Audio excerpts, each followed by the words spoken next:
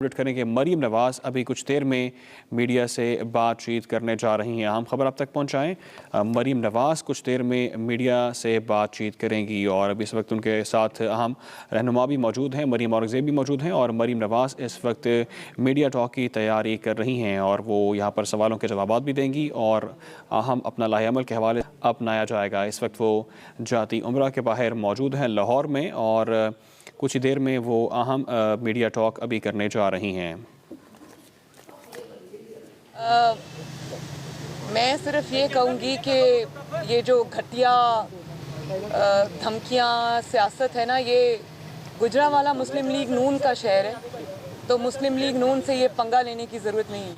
अच्छा मैडम, ये बता दीजिएगा कि आपने बार बार कहा कि इमरान खान के बड़े जो हैं वो मुस्तकिल तौर पे कॉल्स कर रहे हैं, तो क्या कोई आपको भी कॉल आई उस हवाले से या आपके इर्द गिर्द ही कॉल्स आ रही हैं मुस्तकिल तौर के ऊपर, और कॉल्स करके वो कह क्या रहे हैं? मैं ये बात बता चुकी हूँ आपको बहुत बार बता चुकी हूँ। मैं सुनी सुनाई बातें नहीं करती।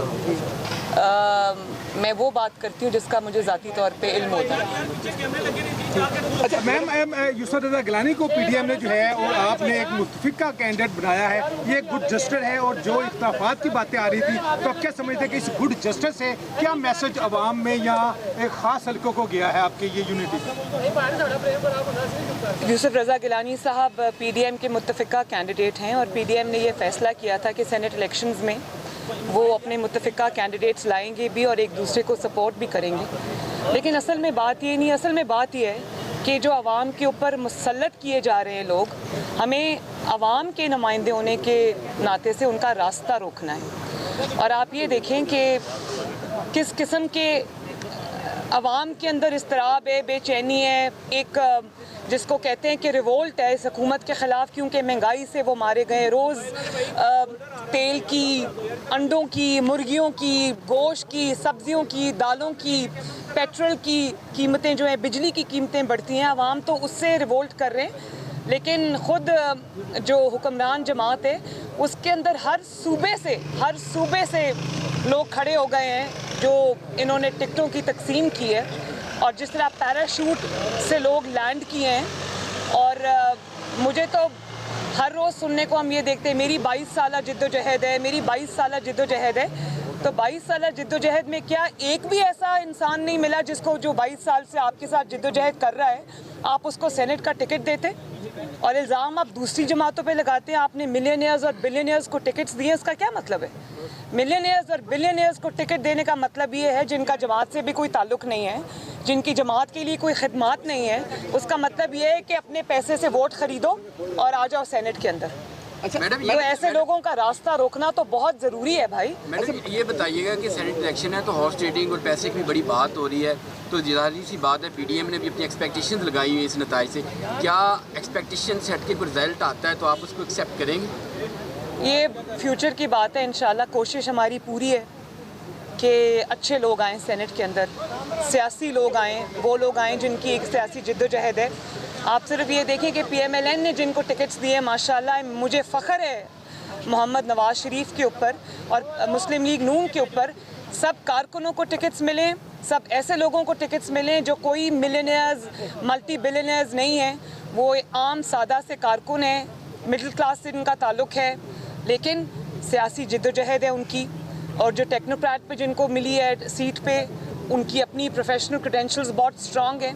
परवेज़ रशीद साहब हैं, इरफान सदीकी साहब हैं, मुशाहिदुल्लाह साहब हैं, आज़म नज़ीर तारर साहब हैं और ख़वातीन में भी सादिया अब्बासी बैरिस्टर हैं मुस्लिम लीग नून के साथ। कम से कम 30 साल से तो उनको मैं देख रही हूँ। तो मैं ये समझती हूँ कि मुस्लिम लीग नून ने हक़ अदा किया है आवाम की सही नुमाइंदगी का। मियाँ साहब ने किसी बिलियनियर को और किसी ऐसे इंसान को टिकट नहीं दिया जो ख़रीदो फ़रोख्त का माहिर हो। तो ये है असल तब्दीली। और जो बाकी जो खेल खेला जाएगा वो कौम के सामने आ जाएगा। ये इत्तलात है कि आसिफ अली ज़रदारी साहब ने मोहम्मद नवाज शरीफ साहब को ये राज़ी कर लिया है कि सेनेट इलेक्शन के बाद हम तहरीक में तमाम मूव करेंगे, क्योंकि गवर्नमेंट के अंदर भी अब सफ़ों में भी इख्तलाफ शुरू हो गया है। तो क्या ये जमहूरी प्रोसेस है, इससे इस्तिफ़ादा हासिल किया जा सकता है? तो जो मैं हालात देख रही हूँ, ये ना हो कि सेनेट इलेक्शंस के दौरान ही अदम एतमाद हो जाए। वो कौन कर लाएगा? आप लोग लेके आएंगे अदम एतमाद या पीपल्स पार्टी लेके आएगी? कौन लेके आएगा अदम एतमाद की? वो आवाम का गैज़ व गज़ब लेकर आएगा, और जिनको टिकट्स पैराशूट के ज़रिए दी गई हैं और जो खरबों रुपए अरबों रुपए हो रहे हैं, वो उसी के खिलाफ आएगा। अच्छा मैडम बता दें, चल रही थी हुकूमत की जानिब से प्रोपेगेंडा भी किया जाता था कि पीडीएम बहुत जल्द टूट जाएगा, टूट चुका है। आप अभी तक ना तो पीडीएम टूटा है, पीडीएम का इत्तेहाद बरकरार है। आप इसका क्रेडिट अपने आप को देंगी या फिर हुकूमत की जो नाकाम पॉलिसी है उनको देंगी? किसको क्रेडिट देंगी? मैं इसका क्रेडिट पाकिस्तान के अवाम को दूंगी, क्योंकि पीडीएम अवाम की नुमाइंदा है और पीडीएम तो बाद में बनी है। अवाम मेरा ख्याल है कि ऑपोजिशन से पहले बहुत आगे निकल गए थे, ऑपोजिशन लेट हो गई थी और ऑपोजिशन को अवाम की आवाज़ से आवाज़ मिलानी पड़ी। और जहाँ तक पीडीएम का सवाल है, मेरी ख्वाहिश है कि पीडीएम इस हुकूमत के जाने के बाद भी इंटैक्ट रहे, क्योंकि एक नया चार्टर जो है वो पीडीएम इस मुल्क को दे, ताकि उस चार्टर के तहत इस मुल्क को चलाया जाए। ये बताइएगा कि आप और पीडीएम को तोड़ने के ख्वाब देखने वाले इंशाल्लाह खुद बहुत जल्द टूटेंगे और टूटते हुए नजर आ रहे हैं। आप अपना नाम ये बात काफ़ी नहीं है कि सुबह टिकट देते हैं, शाम को वापस लेते हैं, अगले दिन फिर एक अदम एतमाद अपनी जानिब से आ जाती है, अपनी जमात की जानिब से आ जाती है। लोग रो पड़े हैं, मतलब अपनी जमात रो पड़ी है कि खुदा का वास्ता है, जिस इंसाफ की तुम बात किया करते थे, जिस तोड़ जोड़ की तुम बात के ख़िलाफ़ तुम्हारी जिद्दोजहद तुम्हारे कहने के मुताबिक होती थी, तुम जो कर रहे हो उसके ऑपोजिट कर रहे हो। ये ऑपोजिशन कम बोल रही है, अपनी जमात ज़्यादा बोल रही है। सर ये बताइए कि आप अपना नाम ECL से निकलवाने की दरख्वास्त दे रही है और नवाज शरीफ के इलाज के हवाले से भी बताइएगा, क्योंकि कैसे आप आएंगी तो इलाज करवाएंगे, तो आप वो इलाज करवा रही हैं? एक तो मैंने बहुत शुरू में जब मियाँ साहब गए थे, मैंने एक दरख्वास्त दी थी हाई कोर्ट में, तो कोरोना की वजह से ऑब्वियसली सब कुछ सस्पेंड हो गया, तो वो भी अभी तक हमारी जो भी दरख्वास्त होती है वो पेंडिंग पे हो जाती है। लेकिन अगर मुझे अब कोई घर पे आके कहे, मेरी अपनी भी एक हेल्थ की छोटी सी प्रॉब्लम है, मेरी एक सर्जरी होनी है जो कि पाकिस्तान में हो नहीं सकती, लेकिन मैंने ये फ़ैसला किया कि मैं इस हुकूमत को बिल्कुल ये रिक्वेस्ट नहीं करूँगी इंशाल्लाह कि मेरा नाम ECL से निकाले। मुझे इस मुल्क से कहीं नहीं जाना, मेरा जीना मरना इस मुल्क के साथ है इंशाल्लाह ताला, इस मुल्क में है। ये प्लेजर मैं इनको कभी नहीं दूंगी। और अब मैं ये भी सुन रही हूँ कि आपस में जो मशावरत हो रही है, टीवी पे भी एक वज़ीर ने आके कह दिया कि मरियम को बाहर भेजो, मामला ठीक हो जाएंगे, और ये बातचीत हो रही है, मुझे इसका अच्छी तरह से इल्म है, लेकिन मरियम इंशाल्लाह ताला बाहर नहीं जाएगी, आपको जाना पड़ेगा। बैकडोर राब्तों की भी कोई खबरें जो है, अफवाहें जो है गर्दिश कर रही हैं, तो कोई ऐसा भी कुछ सिलसिला भी चल रहा है बैकडोर राब्ते जो कुछ कुव्वतों से? मैंने ये बात उस दिन जब मैं डस्का जा रही थी तो मैंने किसी सहाफ़ी भाई के सवाल के जवाब में ये बात कही थी कि बैकडोर राब्तों की ज़रूरत उनको है जो इस वक्त मुश्किल में है। PDM को या PMLN को माशाल्लाह बैकडोर राब्तों की ज़रूरत नहीं है। मैडम का पासपोर्ट एक्सपायर, जो सरकारी मुलाजमीन पर शेल गिराए गए इस्लामाबाद में, शेख रशीद की जानब से ये कहा गया कि वो हमने टेस्ट किया था PDM के लिए कि PDM आएगी, उनके लिए तैयार किए गए हैं, इस पर क्या कहेंगे? और धमकी दी भी उन्होंने कि इंसान जो है हैरान होता है कि किस किस्म की बातें ये लोग करते हैं। कल को ये ना कहना शुरू कर दें कि जी जो एटम बॉम्ब है वो अभी पड़ा हुआ है बहुत देर से, तो ज़रा जो महंगाई से पाकिस्तान के अवाम रो रहे हैं, हमने कहा ज़रा चला के देख लें।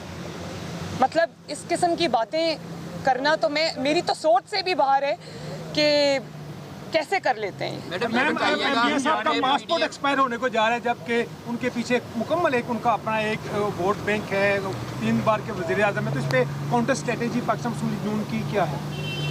मियाँ साहब वहाँ पर अपने जो भी लीगल उनका जो पॉसिबिलिटीज़ हैं वो ज़रूर कर भी रहे होंगे, उसको एक्सप्लोर दे भी रहे होंगे, लेकिन एक मरियम नवाज शरीफ आपसे नहीं संभाली जाती। नवाज शरीफ को वापस ले आएंगे तो क्या बनेगा? मैडम ये बताएं कि गवर्नमेंट, आप देखती हैं गवर्नमेंट 5 साल पूरे करेगी, कर रही है ज़िमनी इंतखाब में, बात देखा ये जाता है कि इंतजामिया मुलवस होती है धांधली में। आप किस हद तक पूरी उम्मीद है कि आपके ये कैंडिडेट जीतेगा? और दूसरी बात, सेनेट चेयरमैन की पहले जब वोटिंग हुई तो जीत गए, हालांकि अपोजिशन के वो कैंडिडेट नहीं थे, अब आप कितने पूरी उम्मीद है कि सेनेट में चेयरमैन PDM का मुतलका उम्मीदवार जीत जाएंगे?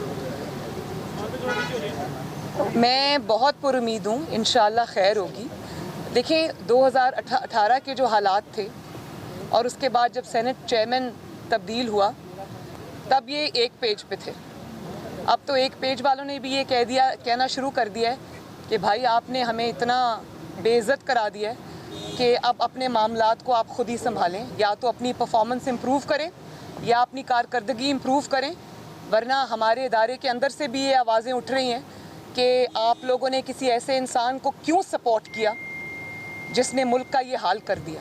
तो अब ये जवाब तो ज़ाहिर है सिलेक्टर्स भी मांग रहे होंगे, वो कह रहे होंगे कि भाई तुम्हारी कारकर्दगी ने हमें भी शर्मिंदा कर दिया।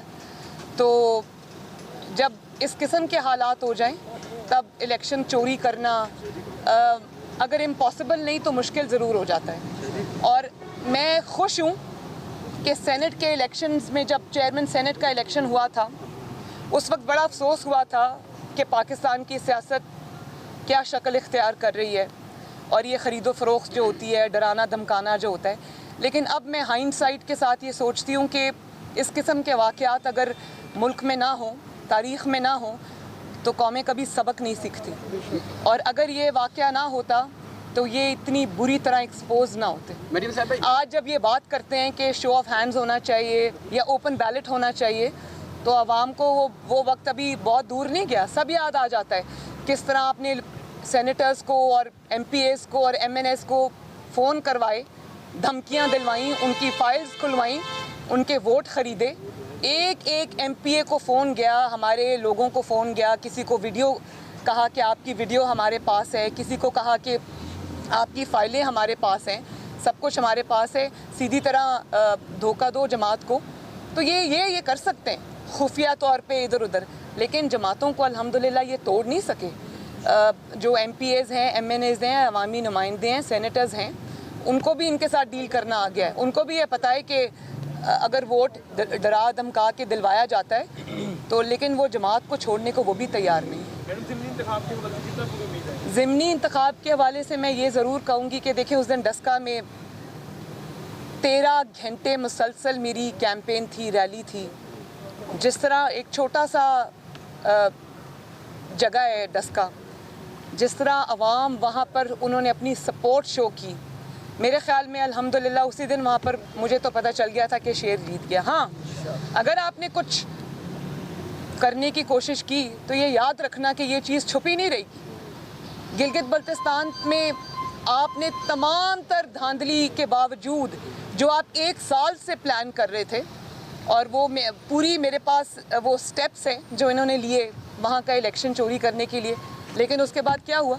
6 सीटें आपको टोटल मिली और मुस्लिम लीग नून के 6-7 बंदे आपने तोड़े GB में। और किसी को, और मुझे ये पता है ज़ाती तौर पे कि किस तरह डराया धमकाया गया उनको। वो 7 के 7 पहली मर्तबा गिलगित बल्तिस्तान के इलेक्शन में, वहाँ इलेक्टेबल्स की सियासत होती है, वहाँ पाकिस्तान की सियासत से बिल्कुल एक डिफरेंट सियासत होती है जो पंजाब की सियासत है या और सूबों की सियासत है। गिलगित बल्तिस्तान के डायनामिक्स बिल्कुल फ़र्क है। तो यकीन करें कि वो जो 6 और 7 मुस्लिम लीग नून के वहाँ पर विनिंग कैंडिडेट्स जो थे उनको तोड़ा, सब के सब हार गए।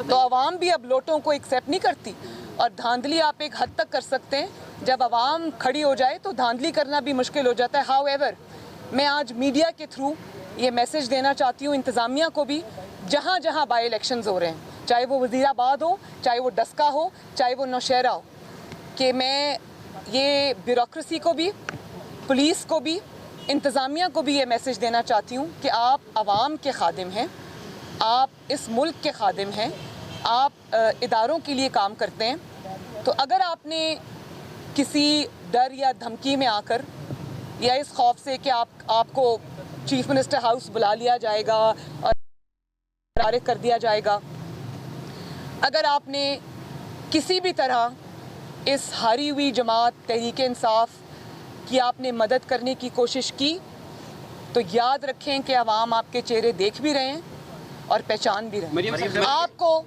इसका जवाब बहुत सीरियसली बाद में देना पड़ेगा। ये मैं इनको एक मैसेज दे रही हूँ। तो मुझे उम्मीद है कि आप अपने हल्फ से, अपनी नौकरी से, अपने मुल्क से गद्दारी नहीं करेंगे। ये बताइए, पाकिस्तान में 45-46 ममालिक की जो अफवाज है मुश्तरका अमन मशकें कर रही हैं, हुकूमत इसको अपनी कामयाब खारजा पॉलिसी के सम्राट गिरदान रही है। क्या आप भी समझती हैं कि ये खारजा पॉलिसी के असरात हैं? अच्छा, क्या ये खारजा पॉलिसी है कौन सी हमारी भाई? हमारे तो दोस्त मुल्क हमसे नाराज़ हैं। वो हमारे तो दोस्त मुल्कों ने हाथ खड़े कर दिए हैं कि ये है आपकी खारजा पॉलिसी। कश्मीर पे आप देख लें, पैसे आप मांगने जाते हैं, आपको वहाँ से पैसे नहीं मिल रहे। सारे जो दोस्त ममालिक पाकिस्तान के साथ यूं खड़े थे और दहाइयों से पाकिस्तान के दोस्त थे, आज आप अपनी नाकाम खारजा पॉलिसी से गवा बैठे हैं उसको। पूरा का पूरा तवज्जो आपकी ना आवाम की तरफ है, ना महंगाई की तरफ है, ना खिदमत की तरफ है, आपकी ना खारजा पॉलिसी की तरफ है। सब मिल के जब एक ऑपोजिशन पे आपने तवज्जो रखी हुई है और उसमें भी आप नाकाम हो रहे हैं, तो फिर हर महाज पे आपको नाकामी का सामना तो करना पड़ेगा ना। और एक और बात मैं ये कह दूं कि आज मैं कहीं सुबह पढ़ रही थी कि बहुत सारे ब्यूरोक्रेट्स, सरकारी ऑफिसर्स ऐसे हैं जिनको शायद आज कोई नोटिस मिला है, 200-250-300 शायद हैं, और उनको कहा गया है कि आपकी कारकर्दगी अच्छी नहीं है तो आपको निकाल दिया जाएगा, उनको नौकरियों से फारिग कर दिया जाएगा या उनकी जवाब तलबी हो गई है। मैं तो सिर्फ ये कहना चाहती हूँ कि मुझे बहुत तरस आता है सरकारी मुलाजमीन पर भी, ब्यूरोक्रेसी के ऊपर भी, और जो भी इस वक्त हुकूमत का साथ देने पर मजबूर है। एक तो उनकी तनख्वाहें नहीं बढ़ी, महंगाई से वो भी अफेक्टेड हैं। जब वो सड़कों पे आते हैं तो उनको पर शेलिंग होती है, आंसू गैस होती है, लाठी चार्ज होता है। और दूसरा, इमरान हुकूमत की अपनी नालायकी और नाअहली, जिसकी वजह से मुल्क तबाह हाल है इस वक्त, उसका इल्ज़ाम आप ब्यूरोक्रेट्स पे डाल रहे हैं। तो ये तो बड़ी अजीब बात है भाई। तो ब्यूरोक्रेट्स को तो आपने पूछ लिया कि आपको निकाल दिया जाएगा, आपकी कारकर्दगी क्या है? तो जिसकी सबसे 73 सालों में सबसे नाकाम कारकर्दगी है ही नहीं, जिसका नाम इमरान खान है, उसको कौन निकालेगा? इंशाल्लाह अवाम निकालेगी और बहुत जल्द निकालेगी, क्योंकि अवाम अब इसकी मुतहम्मिल नहीं हो सकती। आखिरी सवाल प्लीज़, मैंने निकलना है। हुकूमत में आपने ये कहा था कि यूसुफ रजा गिलानी और इमरान खान एक हैं, अभी आपने उनको पीडीएम का कैंडिडेट, मैंने तो ये नहीं कहा। पीडीएम का इजलास हुआ था, उसमें आसिफ जरदारी साहब ने कहा था कि मेरी भी कुछ बातें मान लें, तो पीडीएम उनकी कितनी बातें मान रही है? क्या तमाम बातें उनकी मानी गई? अभी तक तो अफवाह तफहीम से चल रहा है। Thank you. पीडीएम को तोड़ने वाले खुद टूट जाएंगे। मरियम नवाज रैली में शिरकत से पहले मीडिया से गुफ्तगू कर रही थी, जिसमें उन्होंने कहा अवामी नुमाइंदों को डराया धमकाया जा रहा है। उन्होंने कहा कि गुज़श्ता रोज़ जो कैंपेन की गई डस्का में वो काफ़ी कामयाब रही। हुकूमत को नहीं कहूँगी कि मेरा नाम ECL से निकालो। मरियम नवाज की जानिब से मीडिया से गुफ्तगू की गई, जिसमें उन्होंने कहा कि मेरा जीना मरना पाकिस्तान में है।